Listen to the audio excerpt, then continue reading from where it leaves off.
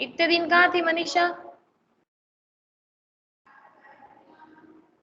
Class attend क्यों नहीं किया आपने? मम्मी ननियाल गए हुए थे। अच्छा, हर्षवर्धन, कैमरा ऑन। यस, चलो नेक्स्ट चैप्टर निकाल लो। चैप्टर नंबर 2, लाख की चूड़ियां। इसमें कविता याद की आप लोगों ने? ध्वनि वाली। अभी न होगा मेरा अंत,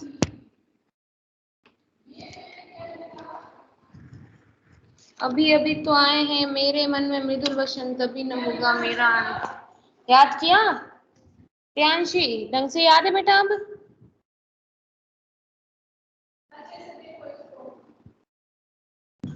क्या प्रियांशी? नीचे वाला पैराग्राफ नहीं याद है। अच्छा, याद करना अच्छे से। ये हर्षवर्धन कहाँ घूम रहे हो?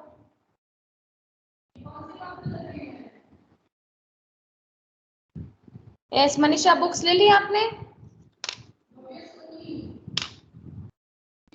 क्या? Yes ma'am. ओके, निकालो सेकंड चैप्टर, लाख की चूड़ियां।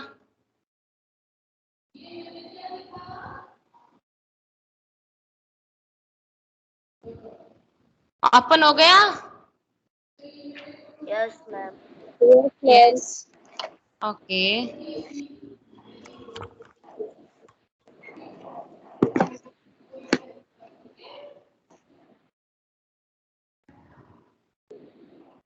यस, लाख की चूड़ियां।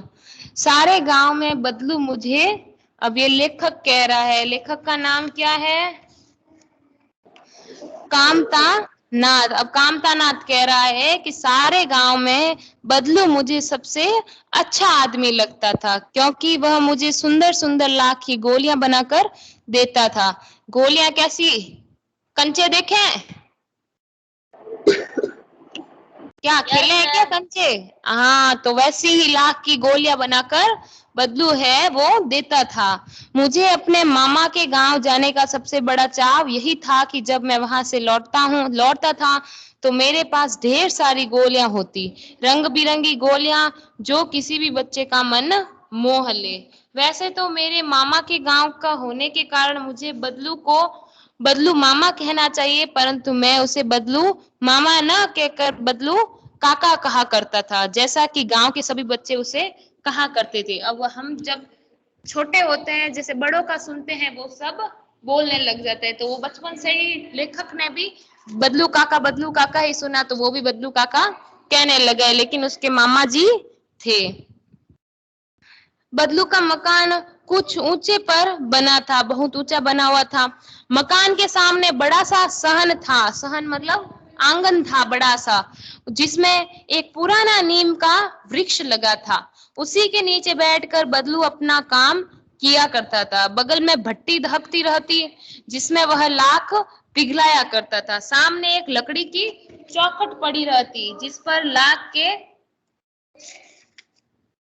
मुलायम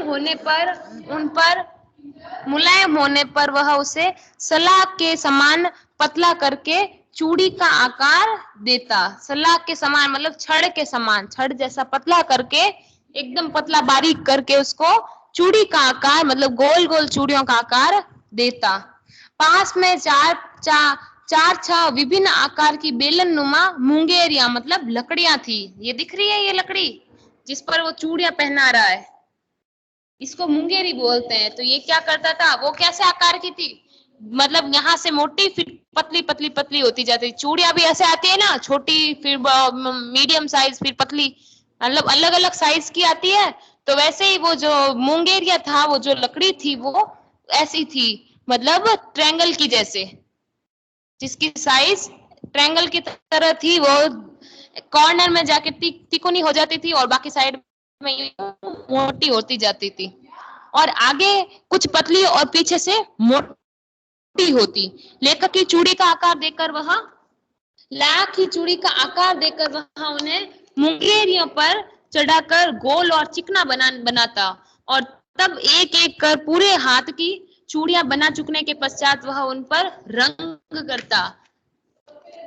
बदलू यह कार्य सदा ही एक मचिए पर, चारपाई मोचा सुना है, घर पे है चारपाई, उस पर बैठकर किया करता था, जो बहुत ही पुरानी थी। बगल में ही उसका हुक्का रखा होता था, हुक्का रखा रहता था, हुक्का बीड़ी जैसे होता है पीने के लिए, जिससे वह बीच बीच में पीता रहता। गांव में मेरा गांव में मेरा दोपहर का समय अधिकतर बदलू के पास बीतता। वह मुझे लल्ला कहा करता और मेरे पहुंचते ही मेरे लिए तुरंत एक मचिया मंगा देता, उसके लिए भी एक चारपाई मंगवा देता। मैं घंटों बैठे बैठे उसे इस प्रकार चूड़ियां बनाते देखता रहता। लगभग रोज ही वह 4-6 जोड़े चूड़ियां बनाता था। एक दिन में वो लगभग 4-6 चूड़ियां रोज बना देता था, जोड़े बना देता था। पूरा जोड़ा बना लेने पर वह उसे बेलन पर चढ़ाकर कुछ क्षण चुपचाप देखता रहता, मानो वह बेलन न होकर किसी नववधू की कलाई हो। बदलू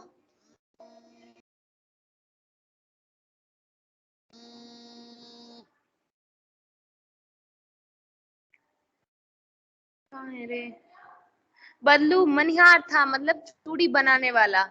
चूड़ियां बनाना उसका पैतृक पैसा था, उसके पूर्वजों से प्राप्त व्यवहार था।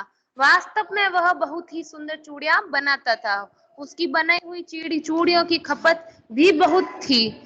वह उस गांव में तो सभी स्त्रियां हैं वो बदलू की बनाई हुई चूड़ियां पहनती ही थी। आसपास के गांव में लोग भी उससे चूड़ियां ले जाते थे, परंतु वह कभी भी चूड़ियों को पैसों से बेचता न था, कभी भी चूड़ियों का पैसा नहीं लेता था। उसका अभी तक वस्तु विनिमय का तरीका था, मतलब वस्तु के बदले वस्तु लेता था। उसने अगर चूड़ियां दी है तो उस सामने वाला अगर किसान है तो उससे गेहूं बाजरी ऐसी चीजें ले लेता, कपड़े वाला होता था तो उससे कपड़े ले लेता, मतलब वस्तु विनिमय करता, एक चीज के बदले दूसरी चीज लेता। लोग अनाज के बदले उसे चूड़ियां ले जाते। बदलू स्वभाव से बहुत सीधा था। मैंने कभी उसे किसी से झगड़ते नहीं देखा। हाँ, शादी विवाह के अवसरों पर वह अवश्य जिद पकड़ जाता था। जीवन भर चाहे कोई उसे मुफ्त चूड़ियां ले जाए, परंतु विवाह के अवसर पर वह सारी कसर निकाल लेता। वो ऐसे बीच बीच में तो ऐसे ही चूड़ियां दे देता, छोटी मोटी चीजें ले जाता, ऐसा कुछ नहीं था, लेकिन विवाह के समय में वो बहुत ज्यादा चीजें मांगता था और उसकी मांग बहुत ज्यादा थी। विवाह के समय में वो छोटी मोटी चीजें नहीं लेता था। आखिर सुहाग के जोड़े का महत्व ही और होता है। मुझे याद है मेरे मामा के यहाँ किसी लड़की के विवाह पर जरा सी किसी बात पर बिगड़ गया था और फिर उसको मनाने में लोहे लग गए, मतलब बहुत मुश्किल हो गया मनाना। विवाह में इसी जोड़े का मूल्य इतना बढ़ जाता था कि उसके लिए उसकी घरवाली को सारे वस्त्र मिलते, ढेरों अनाज मिलता, उसको अपने लिए पगड़ी मिलती और रुपए जो मिलते वो अलग। अब इतनी सारी चीजें लेता तब जाके बदलू खुश होता। यदि संसार में बदलू को किसी बात से चिढ़ थी तो वह थी कांच की चूड़ियों से। बदलू को किस चूड़ियों से चिढ़ थी? कांच की चूड़ियों से चिढ़ थी। यदि किसी भी स्त्री के हाथ में उसे कांच की चूड़ियां दिख जाती तो वह अंदर ही अंदर कूद उठता, अंदर ही अंदर गुस्सा होता और कभी कभी तो 2-4 बातें भी सुना देता, कभी कभी उसके मुंह पर जाकर बोल देता। मुझसे तो वह घंटों बातें किया करता, कभी मेरी पढ़ाई के बारे में पूछता, कभी मेरे घर के बारे में और कभी यूं ही शहर के जीवन के बारे में। मैं उससे कहता कि शहर में सब कांच की चूड़ियां पहनते हैं तो वह उत्तर देता, शहर की बात और है लल्ला, वहां तो सभी कुछ होता है। वहां तो औरतें अपने अपने मर्द का हाथ पकड़कर सड़कों पर घूमती भी है और फिर उनकी कलाइयां नाजुक होती है ना, लाख की चूड़ियां पहने तो मोच ना आ जाए। कभी कभी बदलू मेरी अच्छी खासी खातिर भी करता। फिर दिनों दिन यही उसकी गाय के दूध होता और सदा मेरे लिए मलाई बचा कर रखता और आम की फसल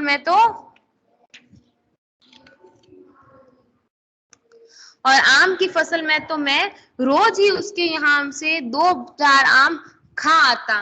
परंतु इन सब बातों से अतिरिक्त जिस कारण वह मुझे अच्छा लगता वह यह था कि लगभग रोज ही मेरे लिए 1-2 गोलियां बना देता था, रोज मेरे लिए कंचे बना देता था ग्लास से। मैं बहुधा प्रायः हमेशा हर गर्मी की छुट्टियों में अपने मामा के यहाँ चला जाता। एक आध महीने वहां रुक रहकर स्कूल खुलने के समय वह वापस आ जाता। 2-3 बार ही मैं अपने मामा के यहाँ गया होऊंगा। तभी मेरे पिता की एक दूर के शहर में बदली हो गई। गांव में रहता था तब तो अपने मामा के यहाँ जाता था, ननिहाल जाता था, लेकिन जब पिता की बदली हो गई और एक लंबी अवधि तक मैं अपने मामा के गांव ना जा सका, अपने मामा के गांव न जा सका। तब लगभग 8-10 वर्षों के बाद जब मैं वहां गया तो इतना बड़ा हो चुका था कि लाख की गोलियों में मेरी रुचि न रह गई थी। अब वो बड़ा हो गया, अब कंचों में थोड़ी रुचि होगी उसकी, अब इंटरेस्ट नहीं था उसको। अतः गांव में होते हुए भी कई दिनों तक मुझे बदलू का ध्यान न आया। इस बीच मैंने देखा कि गांव में लगभग सभी स्त्रियां कांच की चूड़ियां पहने हैं। विरले मतलब बहुत ही कम ही हाथों में मैंने लाख की चूड़ियां देखी।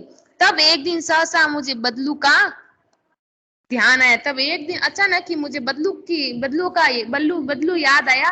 बात यह हुई कि बरसात में मेरे मामा की छोटी लड़की आंगन में फिसलकर गिर पड़ी और उसके हाथ की कांच की चूड़ी टूटकर उसकी कलाई में घुस गई और उससे खून बहने लगा।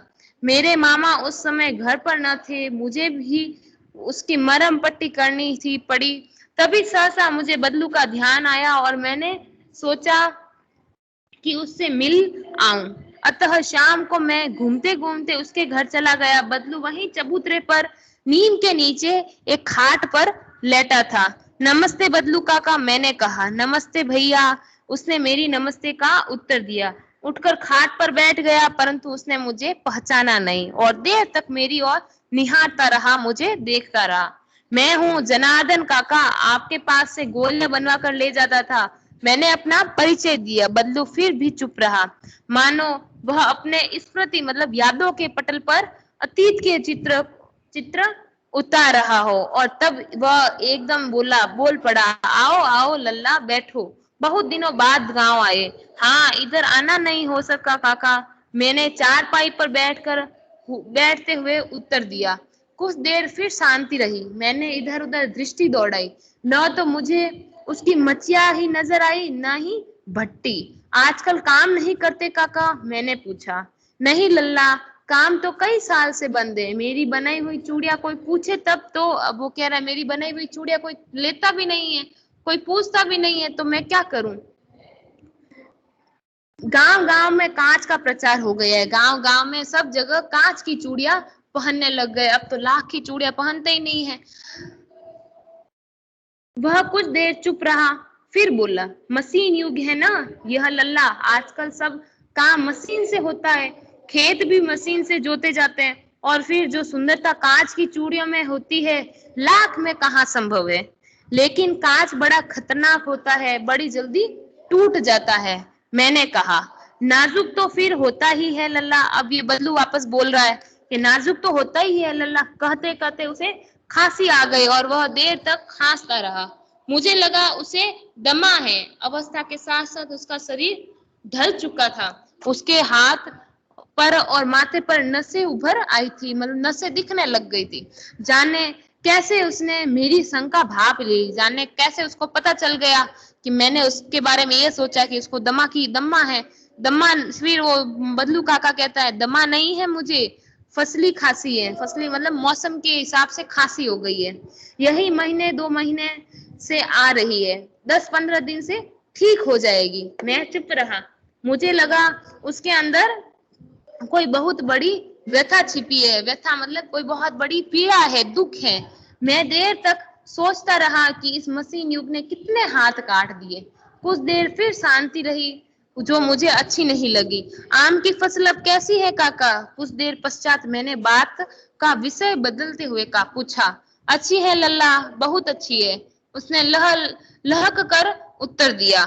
अंदर अपनी बेटी को आवाज दी, अरे रज्जो, लल्ला के लिए आम तो ले आओ। फिर मेरी और मुखातिब होकर बोला, मेरी और देखकर बोला, माफ करना लल्ला, तुम्हें आम खिलाना भूल गया।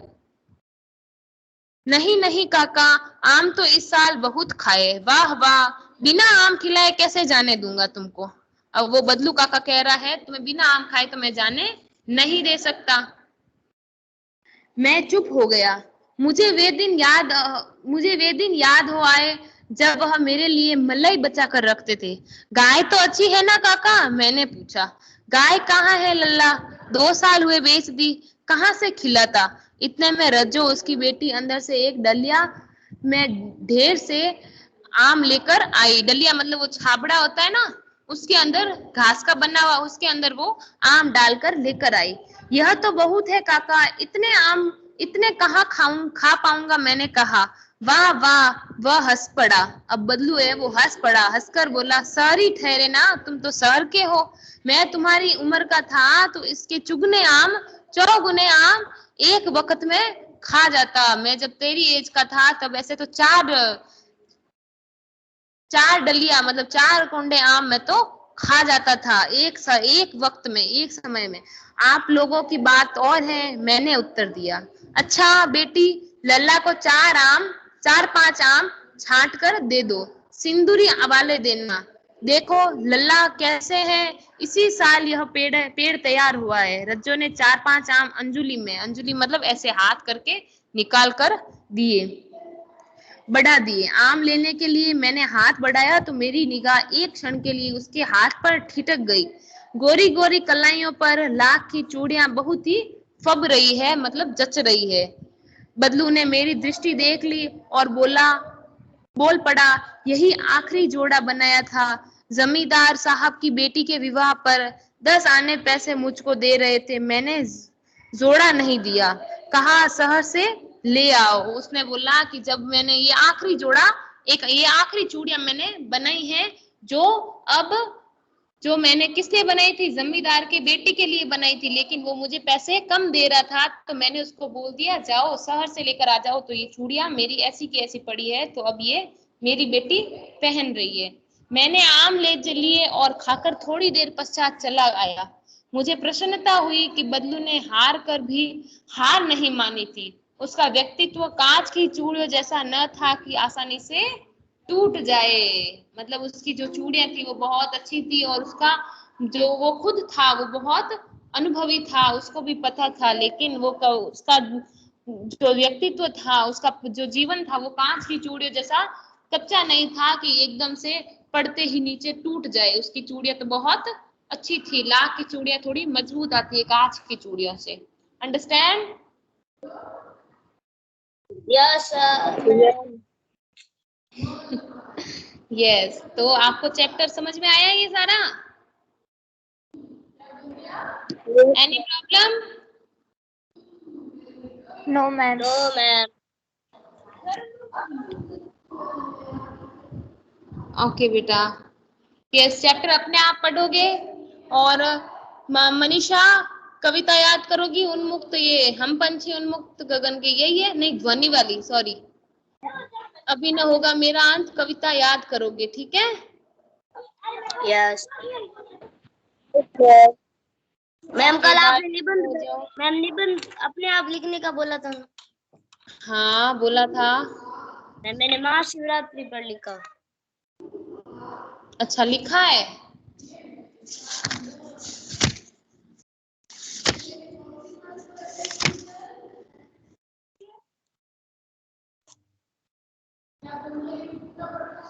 किस पर लिखा है, होली पे?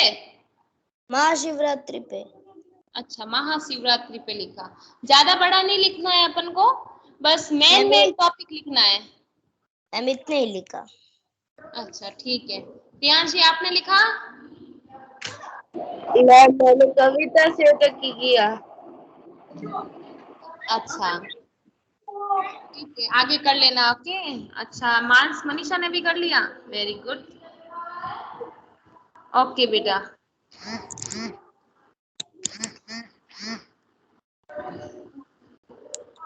ओके, सभी रिमूव हो जाओ। Thank you ma'am. वेलकम।